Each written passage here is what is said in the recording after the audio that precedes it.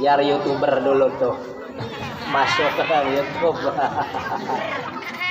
Alhamdulillahilladzi amarna bil ma'rufi wal jihadi wal jamaah 7 Mei wa nahana 'anil 2021. munkari wal Berada di salah satu kawasan Senayan, tepatnya di Desa Teluk, Kecamatan Labuan, Kabupaten Pandeglang. Pemuda Desa Teluk merasa prihatin dengan keadaan Palestina yang semakin tidak menentu. Dan malam ini ada penggalangan dana dan doa bersama dengan Palestine Solidarity untuk terus ta'ala fil Qur'anil Karim. Bismillahirrahmanirrahim.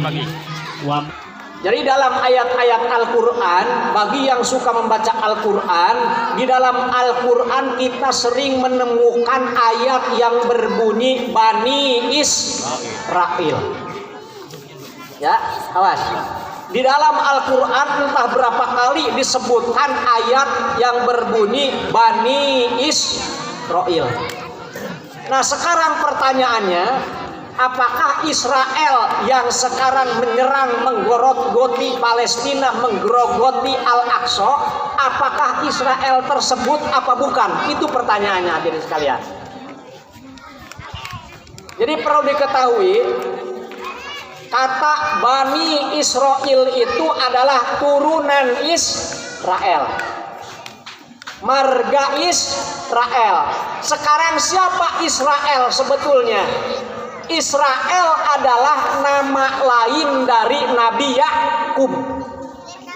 Jadi ketika kita menemukan ayat dalam Al-Quran ya Bani Israel, jadi Allah menyeru turunan Nabi Yakub alaihi salam. Mengapa Nabi Yakub alaihi salam disebut dengan Israel? Apal mama Nabi Yakub apal. Nabi Yakub itu bapane Nabi Yusuf. Ya. Nabi Yusuf dua bapak ngarane Nabi Yakub. Yakub dua bapak ngarane Sis. Sis dua bapak ngarane Ishak. Ishak dua bapak ngarane Nabi Ibrahim. Hadirin sekalian. Itu. Jadi Nabi Yakub adalah keturunan dari Nabi Ibrahim, cucu atau cicit dari Nabi Ibrahim. Jadi ketika kita menemukan ayat ya Bani Israel, itu seruan tersebut menuju kepada turunan Nabi Yakub. Karena Israel itu adalah nama lain dari Nabi Yakub. Mengapa Yakub disebut Israel? Ayang didongengkeun ayang. Oke. Jadi bapak-bapak ibu-ibu sekalian, ketika Nabi Yakub akan diangkat menjadi nabi, Nabi Yakub punya saudara atau punya kakak laki-laki. Dan kakak laki-lakinya tersebut adalah punya penyakit iri hati kepada Nabi Yakub. Maka ketika Sis mendapat ilham dari Allah bahwa Yakub itu akan menjadi nabi, dan dia tahu bahwa kakak Yakub itu dengki terhadap Yakub, lamun ketahuan Yakub akan jadi nabi maka bisa-bisa dibunuh. Maka kata bapaknya, Yakub, sekarang kamu pergi ke Mesir. Di Mesir banyak saudara-saudara kamu, paman kamu banyak di Mesir. Cuma nitip bapak, kamu pergi ke Mesir lungane aja awan-awan, tapi lungane pada waktu bengi. Sebab apa? Lamun awan bokat dipateni nih kakang ngira jare bapak. Maka Yakub berjalan malam-malam menuju Mesir. Nah, jalan malam bahasa Arabnya Isra. Malam bahasa Arabnya Al-Lail. Maka Isra disatukan jadi Israil. Tuh hadirin sekalian, itu asal kata Bani Israel. Maka ketika kita mendengar kata Bani Israel, itu loyogna turunan Nabi Yakub. Hadirin sekalian. Nah, sekarang Israel nih yang duduk di jalur Gaza, yang menduduki tepi barat, apakah Israel turunan Yakub apa bukan? Perlu saya buka, perlu ya. Bapak-bapak, ibu-ibu sekalian, Israel itu sebetulnya awalnya nggak punya negara mereka. Mereka adalah pelarian daripada Amerika Utara yang terusir, mencelok ke sini diusir, pindah ke sono diusir, pindah ke itu diusir. Pada tahun 1940 dia hinggap di tepi barat di jalur Gaza. Nepom ke Palestina. Nah, pertama kali yang menyetujui pendudukan Israel di jalur Gaza siapa? Inggris dan Kanada pada tahun 1940.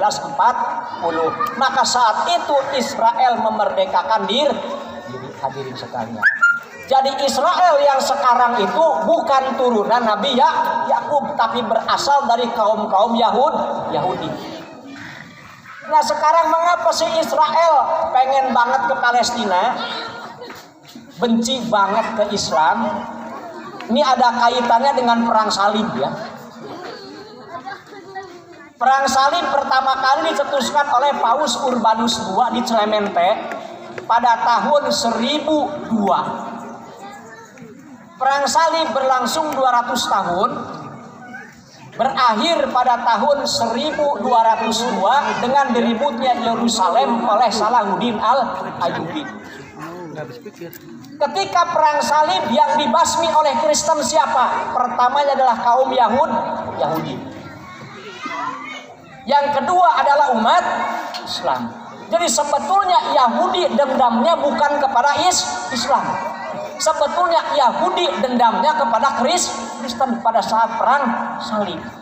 Cuma ketika Yahudi dan Kristen berbenturan dengan Islam, mereka bersatu. Itu kuncinya.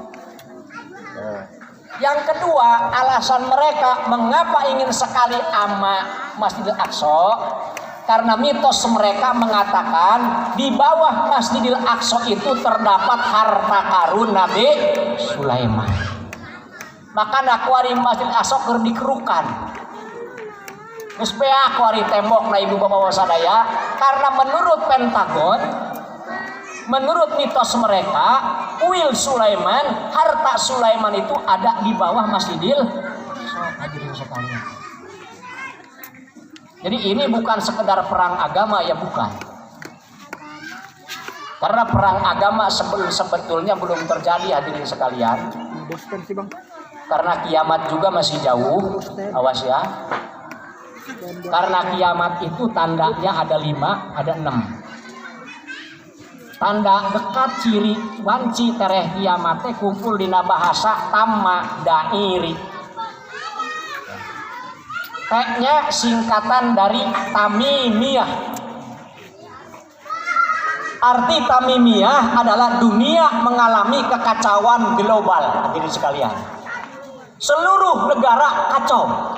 Seluruh belahan bumi kacau. Perang di mana-mana. Itu Tamimiyah. Nah, sekarang bintik-bintik Tamimiyah mulai terjadi. Maksudnya, bintik-bintik Tamimiyah mulai terjadi.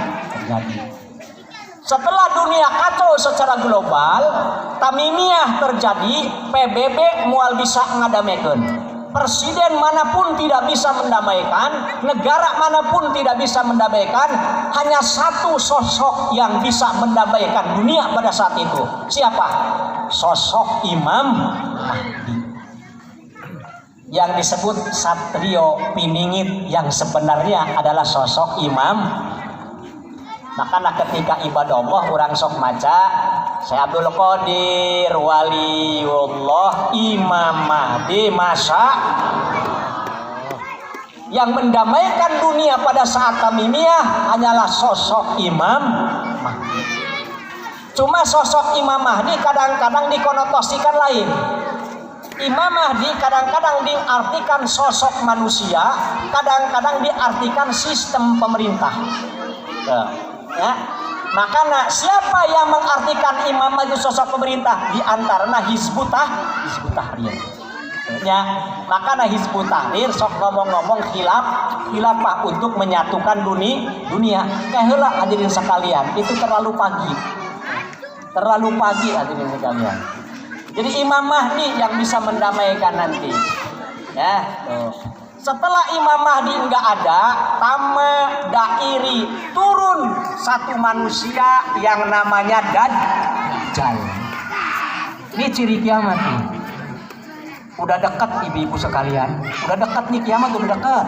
Awas. Ya. Setelah Tamimiyah, Imam Mahdi, ciri kiamat yang ketiga adalah turunnya Dajjal. Sekarang siapa sih sosok Dajjal itu? Awas, perlu ketahui nih. Dajjal itu menurut Syekh Muhammad Isa Daud, Dajjal itu adalah seorang anak manusia. Bapaknya hasil jinah saudara. Awas nih ya. Kita bicara biografi Dajjal.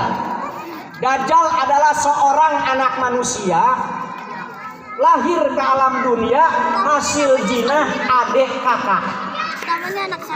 Adik kakak laki dan perempuan berjinah, maka anaknya jadi Dajjal. Bapaknya hasil jinah saudara, ibunya hasil jinah saudara, kakeknya hasil jinah saudara, neneknya hasil jinah saudara. Dajjal kesononya adalah turunan jinah. Gitu sekalian. Makanya hati-hati ki. Lamun wis akeh anak jinah bahaya wae. Ya. Lamun wis akeh anak jinah bahaya. Awas. Makanya mama sing duwe anak perawan dian kawinaken mun wis balik. Ya, awas hati-hati Bapak-bapak.